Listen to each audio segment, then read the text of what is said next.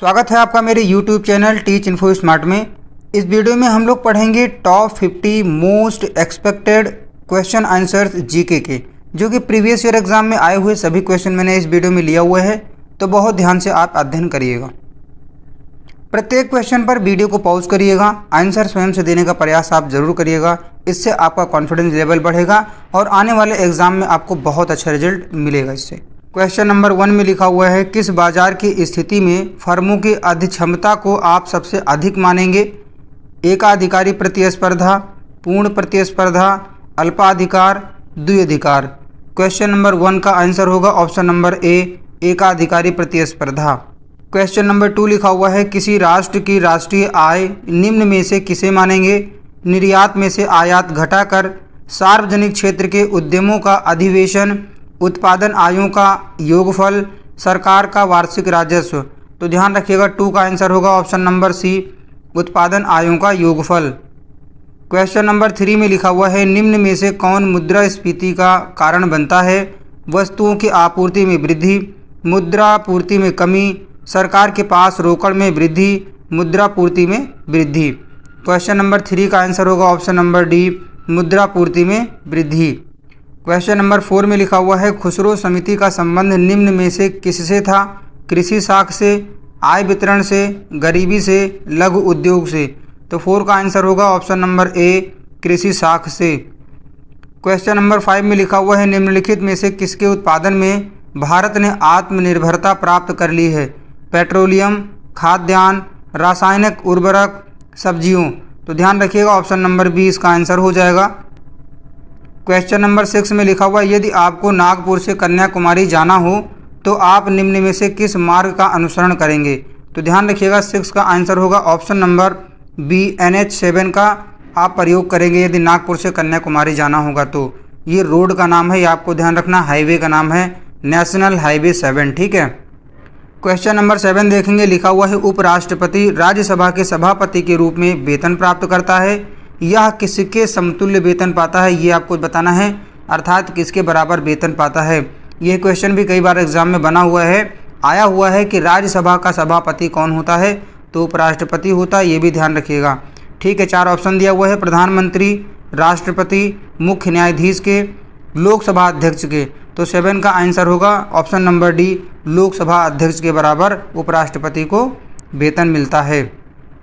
Question number 8 में लिखा हुआ है, संसद का अधिवेशन निम्न में से कौन बुलाता है? राष्ट्रपति, लोकसभा अध्यक्ष, राज्य सभापति, प्रधानमंत्री। क्वेश्चन नंबर 8 का आंसर होगा ऑप्शन नंबर ए, राष्ट्रपति। क्वेश्चन नंबर 9 में लिखा हुआ है, सामान्य रूप से शून्यकाल का समय होता है 2 घंटे, 1 घंटा, 0 घंटा, आधा घंटा। तो 9 का आंसर होगा ऑप्शन नंबर बी, 1 घंटे का समय होता है शून्यकाल का। ठीक है। क्वेश्चन नंबर 10 में लिखा हुआ है, निम्नलिखित में से कौन सा रिट न्यायालय द्वारा जारी नहीं किया जाता है? उत्प्रेषण, संप्रेषण, प्रतिषेध, परमादेश। तो ध्यान रखिएगा 10 का आंसर होगा ऑप्शन नंबर बी, संप्रेषण। क्वेश्चन नंबर 11 देखेंगे, लिखा हुआ है, निम्न में से कौन सा असत्य है? तो ध्यान रखिएगा 11 का आंसर होगा ऑप्शन नंबर ए, अनुच्छेद 48। ठीक है, ये गलत है ऑप्शन, बाकी सभी सही है। बाकी तीनों में BCD में जो लिखा हुआ है वो सही लिखा हुआ है। अनुच्छेद 44 में नागरिकों के लिए एक समान सिविल संहिता के बारे में बताया गया है। अनुच्छेद 40 में ग्राम पंचायतों के गठन के बारे में बताया गया है और अनुच्छेद 45 में बालकों के लिए निःशुल्क एवं अनिवार्य शिक्षा के बारे में बताया गया है, कहा गया है। ठीक है। क्वेश्चन नंबर 12 में लिखा हुआ है, वस्तुतः संसद के 2 अधिवेशन के मध्य ... से अधिक का अंतराल नहीं होना चाहिए। 1 वर्ष 6 माह, 2 वर्ष 6 माह। 12 का आंसर होगा ऑप्शन नंबर बी, 6 माह।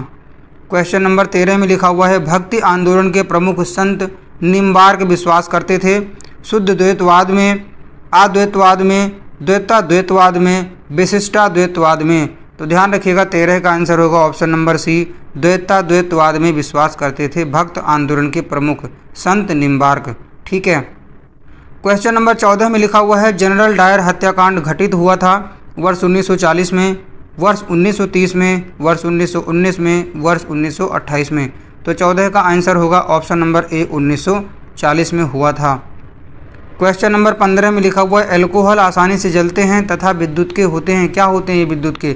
एल्कोहल को अगर आप जलाएंगे तो आसानी से जल जाएंगे, लेकिन आपको बताना है कि जो अल्कोहल होता है वो विद्युत के क्या होते हैं, कुचालक होते हैं, अर्धचालक होते हैं, सुचालक होते हैं, ये सभी होते हैं।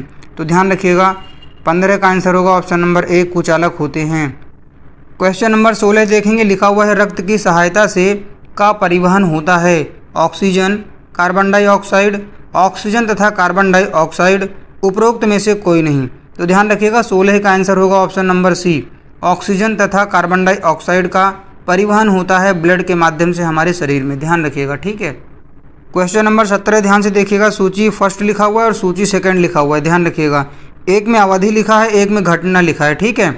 अब आपको मिलान करना है, इसका आंसर बताना है, तो ध्यान रखिएगा 17 का आंसर होगा ऑप्शन नंबर बी, ठीक है। अब आप मैच कर लीजिए, ए का मिलान होगा 1 के साथ में, ठीक है। तो ए तो 1 के साथ में हो गया, ये ध्यान रखिएगा। अब आपको ये ध्यान रखना है कि 1757 ईस्वी में प्लासी का युद्ध हुआ था, ठीक है। और बी देखिए, बी यहाँ पर देखिए ये मैच कर जाएगा, ठीक है। तो बी का आप 3 से मिलाएंगे तो ध्यान रखिएगा 1764 ईस्वी में बक्सर का युद्ध हुआ था। और सी का 4 से जो है मिलान करना है, तो देखिए यहाँ पर 1776 ईस्वी में पुरंदर संधि हुई थी। और डी का होगा 2 के साथ में, ठीक है, ध्यान रखिएगा। क्वेश्चन नंबर 18 में लिखा हुआ है, मानव खाद्य पदार्थों का उत्पादक एवं उपभोक्ता कब बना था, मध्य पाषाण काल में, ताम्र पाषाण काल में, नव पाषाण काल में, इनमें से कोई नहीं। तो 18 का आंसर होगा ऑप्शन नंबर सी, नव पाषाण काल में। क्वेश्चन नंबर 19 में लिखा हुआ है, हड़प्पा सभ्यता के किस स्थल से कांस्य नर्तकी की मूर्ति प्राप्त हुई है, हड़प्पा, कालीबंगा, चहुंदड़ो, मोहनजोदड़ो। तो ध्यान रखिएगा 19 का आंसर होगा ऑप्शन नंबर डी, मोहनजोदड़ो से कांस्य नर्तकी की मूर्ति प्राप्त हुई है, ये आपको ध्यान रखना है, कई बार एग्जाम में क्वेश्चन पूछा गया है। क्वेश्चन नंबर 20 देखेंगे, लिखा हुआ है, क्वार्टजाइट निम्नलिखित में से किसका कायांत्रित रूप है, ग्रेनाइट, बेसाल्ट, चूना पत्थर, बलुआ पत्थर। तो आंसर होगा इसका ऑप्शन नंबर डी, बलुआ पत्थर। बहुत ध्यान से आपको पढ़ना है, मैं जितने क्वेश्चन करा रहा हूँ जीके के इसमें या रीजनिंग के, मैथ के, सब प्रीवियस ईयर एग्जाम के क्वेश्चन ही करा रहा हूँ, बहुत ध्यान से पढ़िएगा, बहुत फ़ायदा आपको मिलने वाला है इससे, ठीक है, आने वाले एग्जाम में।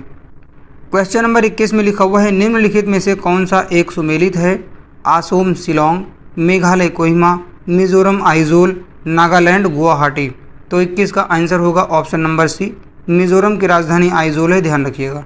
क्वेश्चन नंबर 22 में लिखा हुआ है, पश्चिम बंगाल की सीमाएं कितने देशों से मिलती हैं, 1, 2, 3, 4। तो 22 का आंसर होगा ऑप्शन नंबर सी, 3 देशों से मिलती हैं। क्वेश्चन नंबर 23 में लिखा हुआ है, राष्ट्रीय राजमार्ग विकास योजना NHDP के तहत प्रस्तावित स्वर्णिम चतुर्भुज के मार्ग में कौन सा शहर नहीं है, लखनऊ, जयपुर, विजयवाड़ा, बेलगांव। तो ध्यान रखिएगा 23 का आंसर होगा ऑप्शन नंबर ए, लखनऊ। क्वेश्चन नंबर 24 देखेंगे, लिखा हुआ है, कौन से 2 देश समुद्र के अंदर सुरंग मार्ग से जुड़े हुए हैं, ये आपको बताना है, इंग्लैंड तथा फ्रांस, डेनमार्क तथा स्पेन, इटली तथा स्पेन, न्यूजीलैंड तथा ऑस्ट्रेलिया। तो 24 का आंसर होगा ऑप्शन नंबर ए, इंग्लैंड तथा फ्रांस। क्वेश्चन नंबर 25 में लिखा हुआ है, पिंडारी क्या है, एक चर्चित श्रृंखला, एक पर्वत श्रृंखला, एक नदी, एक हिमनद, ग्लेशियर। तो 25 का आंसर होगा ऑप्शन नंबर डी, एक हिमनद है ये। क्वेश्चन नंबर 26 देखेंगे, लिखा हुआ है, निम्नलिखित में से कौन सा सुमेलित नहीं है, गोरखपुर राप्ती, लुधियाना रावी, जबलपुर नर्मदा, सूरत ताप्ती। तो 26 का आंसर होगा option number B, Ludhiana Ravi. Ludhiana से जो है रावी लुधियाना में नहीं निकलती हैं, बाकी देखिए गोरखपुर से राप्ती नदी बहती है, जबलपुर में नर्मदा है और सूरत में ताप्ती है, ध्यान रखिएगा आप। क्वेश्चन नंबर 27 में लिखा हुआ है, विज्ञान के किस क्षेत्र में आप व्हाइट डॉर्फ के बारे में सीखेंगे, खगोल शास्त्र, कृषि, जेनेटिक्स, एंथ्रोपोलॉजी। तो 27 का आंसर होगा ऑप्शन नंबर ए, खगोल शास्त्र में। क्वेश्चन नंबर 28 देखेंगे, लिखा हुआ है, निम्नलिखित में से कौन सा सल्फेट अयस्क नहीं है, बेराइट्स, कैलामाइन, जिप्सम, एप्सम लवण। तो ध्यान रखिएगा 28 का आंसर होगा option number B, calamine. Question number 29 देखिएगा, लिखा हुआ है, हेस के नियम के अनुसार किसी अभिक्रिया का ऊष्मीय प्रभाव क्रियात्मक पदार्थों की अंतिम तथा प्रारंभिक अवस्था पर निर्भर करता है।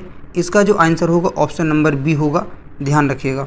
क्वेश्चन नंबर 30 देखेंगे, लिखा हुआ है, हशीश नामक ड्रग निम्नलिखित वृक्ष के फूलों से बनाया जाता है, नील, हेम्प अर्थात भांग, गुलाब, तुलसी। तो 30 का आंसर होगा ऑप्शन नंबर बी, हेम्प, भांग, ठीक है।